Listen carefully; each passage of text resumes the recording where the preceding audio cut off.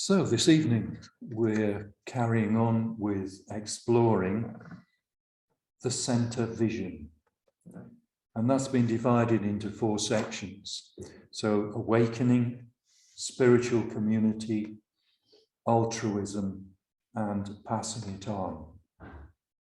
And this evening we're going to look at the last of those, passing it on. And I've chosen because what we're doing is we're doing each evening around one of Sangharakshita's lectures. And I chose the lecture called The Word of the Buddha. Now this lecture was given in 1972. And I don't know if any of you have ever listened to Free Buddhist Audio and listened to any of Sangharakshita's lectures. But you need a cup of tea and you need to have a comfortable chair because they're very often up to about an hour and a half. So this was an hour and 20 minutes. It was a reasonable length for him. So 1972, that's 2 years before I started meditating. It's nearly 50 years ago. So it's not long after the inception of the FWBO, Friends of the Western Buddhist Order. And at that time, we tend to forget what things were like in those days. I remember when I first started, not many people had a great knowledge of the Dharma. It was a time of exploration, of, if you like, making it up as we went along. So Bhante was trying to formulate what the FWBO was about. So you'll find that his lectures were heavy on information. So he was teaching basic Dharma to people.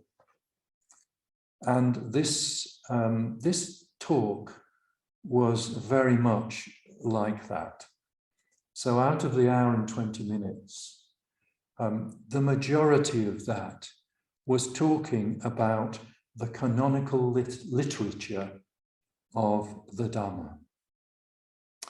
I'm not going to be talking about that at all, because all that information and more is readily available. In 1985, Tharpa Publications published this book, which was The Eternal Legacy. And this is an introduction to the canonical literature of Buddhism. And so if you're interested in researching that, in looking how extensive the canonical literature is, then that's not a bad book. I've had a look in the library and we don't seem to have a copy, so I'm going to leave that. So if anybody's interested, they can borrow it from the library.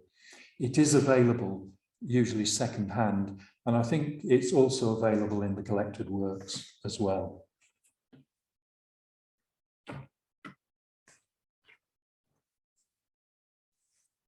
What I've done from Bhante's talk is to pick out the bits that I suppose interested me, the bits that spoke to me. If you like, the Buddha's words that I found interesting from that talk. And I think the first thing that spoke to me was something that Bhante said, was that enlightenment, or the state of being awake, desires or needs to communicate itself. And that's something that hadn't occurred to me. So this desire to communicate itself arises out of compassion for the suffering of all beings. And he then went on to look at the 4 levels of communication, of enlightenment. And the highest level is the level of mantric sound. So if any of you are really like mantras, then it's the vibration, it's the slight tremor that's set up by mantras that itself is supposed to communicate the essence of the Dharma. Coming down a bit lower, you've got the level of archetypes, images, forms, colors. So the archetypal Buddhas, the Vajra, things like this, the level of archetypes which can communicate to you or the essence of the Buddha's teaching. Coming down another level, the level of conceptual thought. And the fourth level is words, the spoken word and the written word, as the direct communication of the Buddha's teaching. And then Bhante spoke about the methods of transmission of the word of the Buddha. So he spoke about mind-to-mind transmission, where nothing appears to be happening externally, but something is transmitted directly from one mind to the mind of someone else. And I was trying to think of an example of this. Those of you who've got a really good friend that you've known for years, or you've been in a relationship with someone for a long, long time, have you noticed that sometimes, almost intuitively, you will be thinking about the same thing at the same time? And you think that's quite extraordinary. But according to the Dharma, it is very ordinary. It is to be expected that it is possible to have mind-to-mind transmission of that type. And the next type of transmission is that of actions and gestures. So again, we're still not down to the level of speech.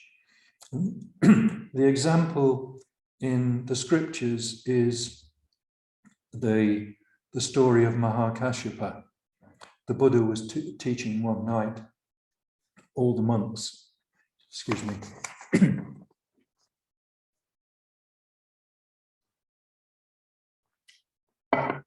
all the monks sitting around waiting for the teaching. And the Buddha didn't say anything. He just held up a flower in silence. And the monks were nonplussed, except one monk, Mahakashyapa, who just smiled at the Buddha. And the Buddha smiled back and said, yes, Mahakashyapa knows. And that, I think that's a Zen story. This was the transmission from the Buddha to Mahakashyapa. What was transmitted, we don't know, but Mahakashyapa knew. And the third type of transmission is speech, words.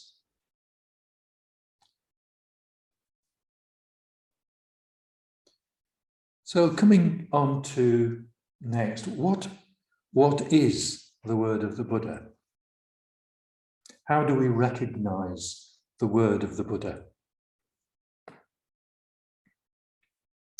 When the Buddha was asked, what do you teach?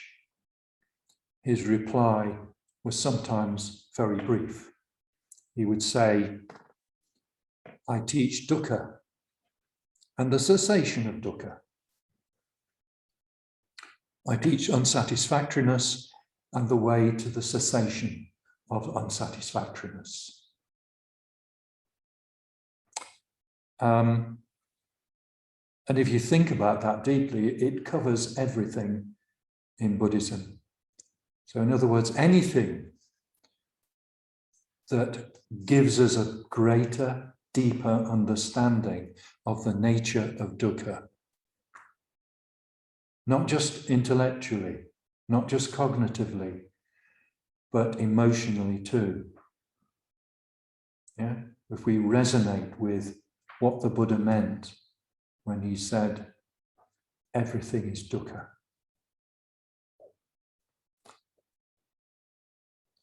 And then everything that leads to the cessation of dukkha, which is all the Buddha's teachings, the Eightfold Path.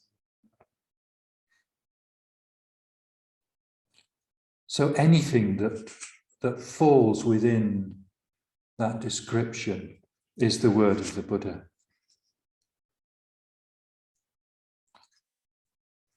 The Mahayana said something like, whatever is well said is the word of the Buddha. So we may have to pick out what may be meant by well said.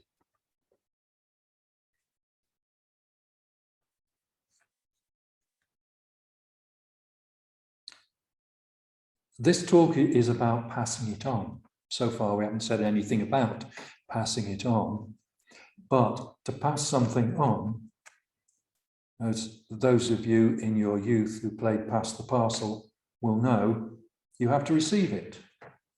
So you have to receive something before you can pass it on.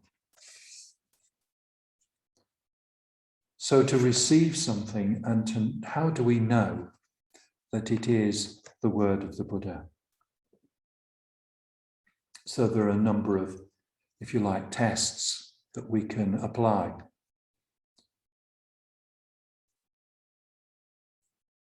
We just recited the precepts, and one of those is about truthful speech, and that's contained within the Eightfold Path.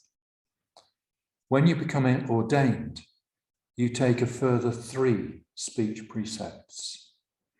So as well as truthful speech,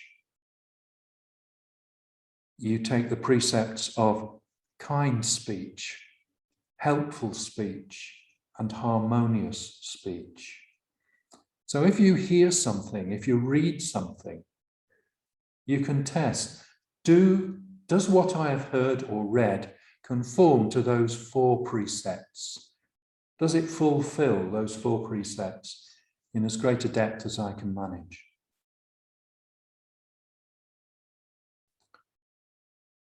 And if they do, that's perfect speech. It's part of the Buddha's noble Eightfold Path, and therefore probably is the word of the Buddha.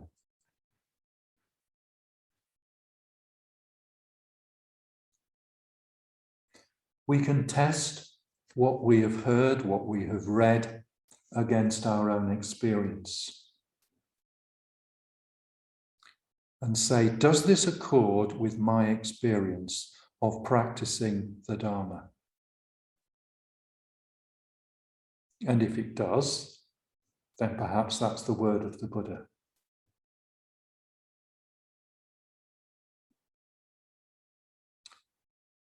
The problem arises then, what if it doesn't accord with our experience? What if we think, no, that's not how it feels to me? Well, we have a choice. We can either leave it, or we can try it. We can suspend disbelief, as the phrase is, and just see, if I experiment with this, if I try it out, can I prove to myself whether it works or not, whether it's the word of the Buddha?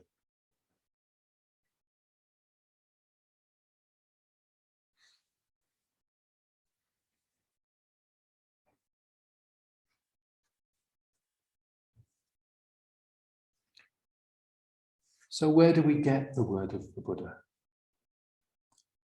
Obviously, it's in the Dharma books, whether that's the original Pali Canon, or whether it's the Mahayana Sutras, or whether it's Zen, or wherever it is, whether it's the Tantra.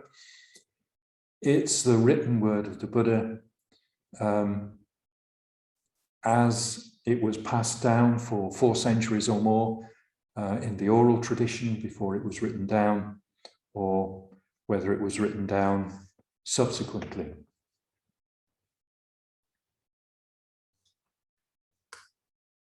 We can get the word of the Buddha from Sangha members. And we can get that in several ways. We can get it in discussion. We can get it in study.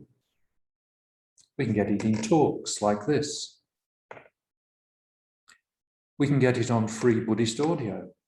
We're very fortunate to have a whole range of talks, either directly about the words of the Buddha themselves or interpretations of the words of the Buddha.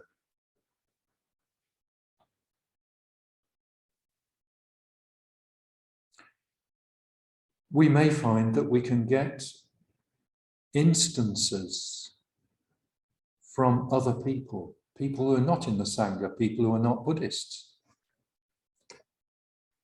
And this is perhaps outside the spoken word or the written word, people's actions, kindliness, helpfulness, which can communicate to us the message that the Buddha was trying to put forward 2,500 years ago. Sometimes, I don't know if you're great readers, but sometimes when I'm reading a book, it may be a book of fiction, something will strike me, and I will stop reading, because whatever it is that stopped me feels like something the Buddha might have said or hinted at, or something that reminds me of a sutta or a sutra. And those of you who listen to talks I've given, sometimes I've given talks and I've brought in things I've read from other sources. Or things that people say. Sometimes people are very wise. And I know one of my favorite authors, Richard Holloway, was Dean of the Church of Scotland in Edinburgh. And I really like his books. He's not a Buddhist, but I think he's got a great deal of wisdom. So I will pick out what I appreciate, what feels in my heart to be something that accords with how the Buddha taught.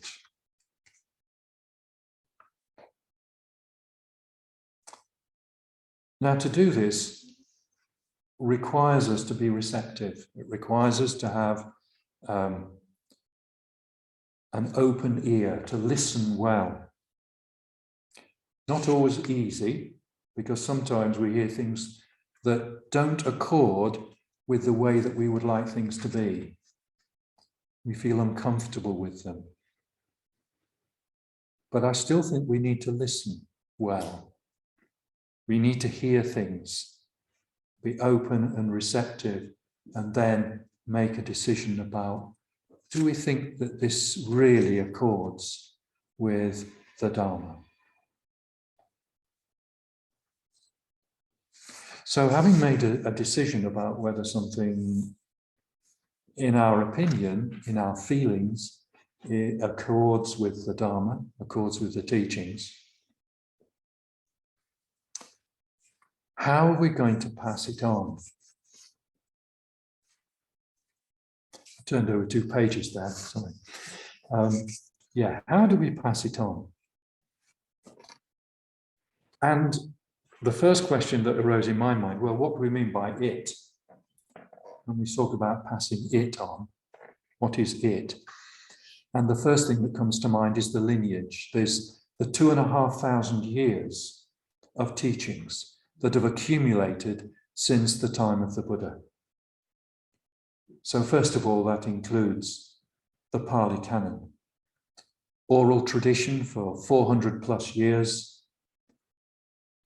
then written down, and then 500 years after the time of the Buddha, the Mahayana. And as the scriptures moved from one country to another, they were translated into the language of the country where it had moved to, and was passed along. It grew, it developed, according to the country it was in.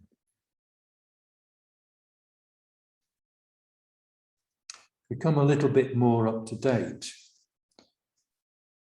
We've had 50 plus years of the FWBO and Jayaratna. And that is still a lineage. That's something that Sangharakshita set up.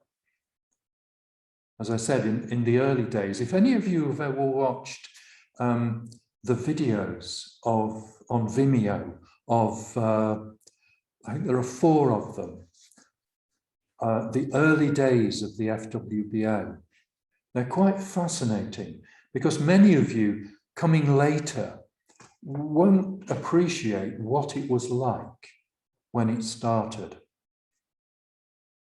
It was a bit like when the Buddha started. He had all these monks around him, the monks, the Sangha built up, and things went wrong. And then the Buddha would have to step in and say, look, when this happens, this is what you have to do. So if you remember the case of dysentery, when the Buddha and Ananda went and found the monk ill and nobody looking after him, and he went to the monks and said, you're not looking after this monk, why not? And the monk said, well, he's of no use to us. And the Buddha said, you've got no father, no mother, no family. You've only got each other. You will look after each other. So that then became a bit of the lineage. We look after each other. And those sort of things built up and became the lineage. And that process is still going on. So we still have the growth in lineage of what Sangharakshita developed in those early days. So as people become more experienced in meditation and in teaching meditation and in teaching the Dharma, the lineage grows. And it isn't just about knowledge. It isn't just about an academic or intellectual appreciation of what the Buddha taught. We're also talking here about the spirit of the Dharma. Because without the spirit of the Dharma, it's just a dry exercise. And it has to be more than that if it's to become a rich and vibrant part of our lives. So it's about developing wisdom and compassion.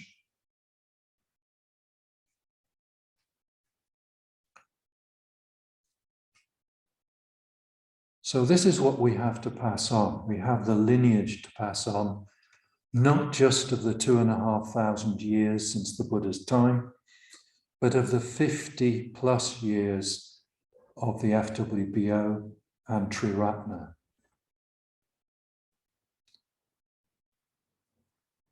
So for those of us who've been involved for quite a long time, we have perhaps the history, bits of the history to pass on, which are useful. It's useful to see where we've come from and how we have grown and developed.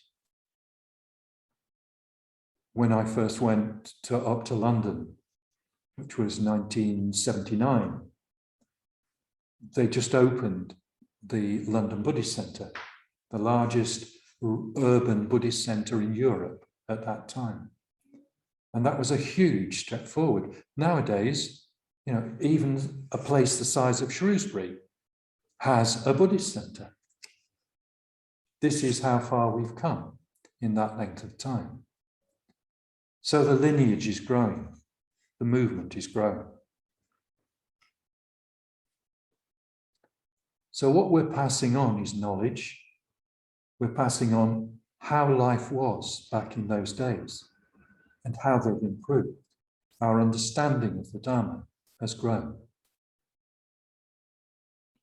We're passing on our example of our life as an expression of the Eightfold Path.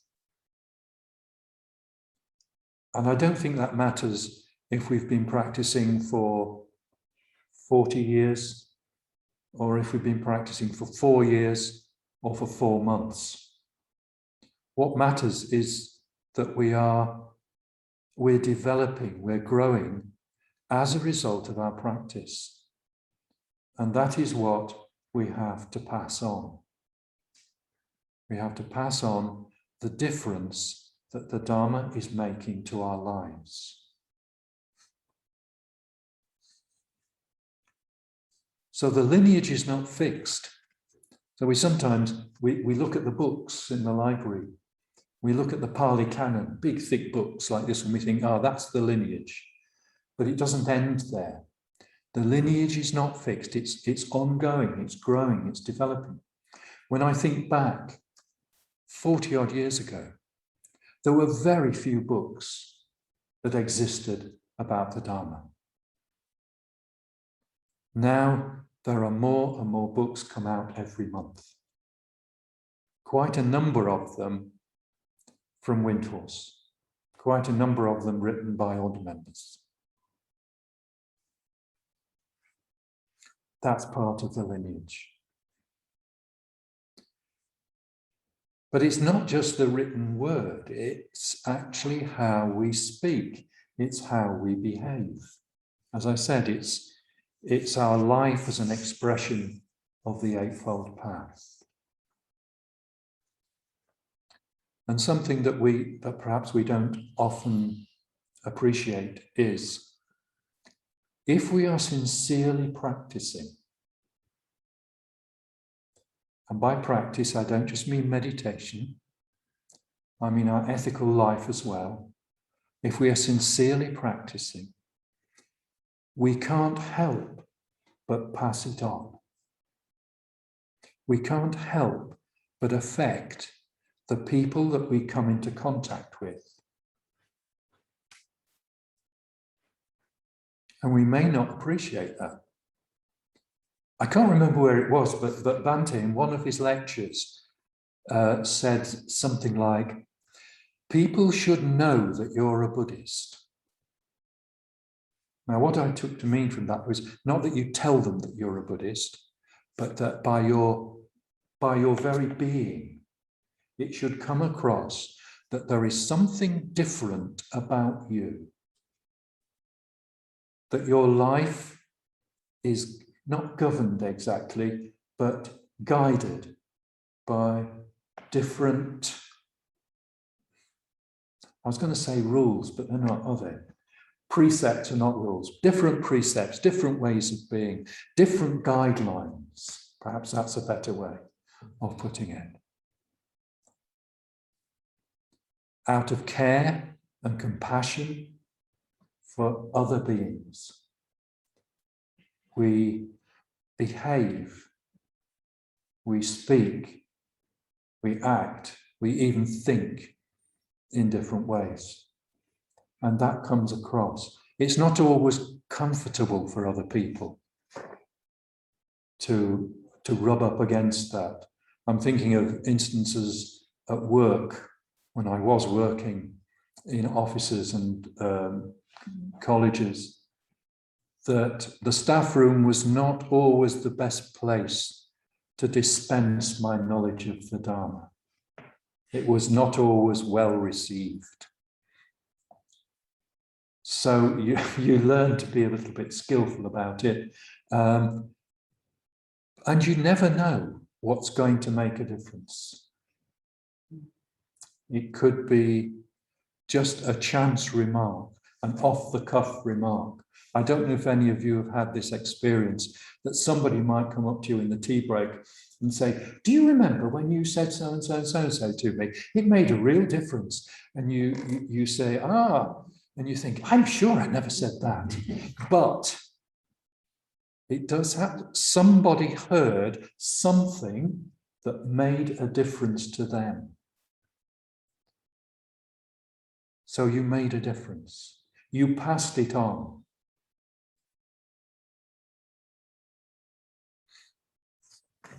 How are we doing for time? 10:10, right. So, yeah, this is about, as well as we possibly can, passing on to anyone that we meet what we have managed to learn, what we have managed to embody. I think that's the word I'd wish to use. What we have managed to embody of the Dharma. And for each of us, that will be different. We're all different people, and various bits of the Dharma will appeal to various bits of us. So some of us really like reading the suttas. Some of us like reading the sutras. Some like meditation. Some like study. For some of us, we like a particular sutta. We have our favorites. And that is what we will pass on. We will enthuse other people. So I think that's really all I have to say about passing it on. But I would encourage you to do it in the tea break, or when you meet people in town, or when you're in study groups, wherever you are, is to just be aware that you're having an effect, this well-known ripple effect. You never know how far the ripples are going to spread, but they will spread. And they are benign. They are helpful. So I'd just like to finish with a word of the Buddha. And this is from one of my favorite books, the Dhammapada.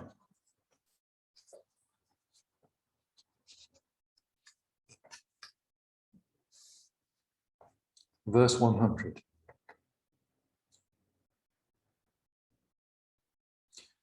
Better than 1,000 useless words is one useful word, hearing which one attains peace.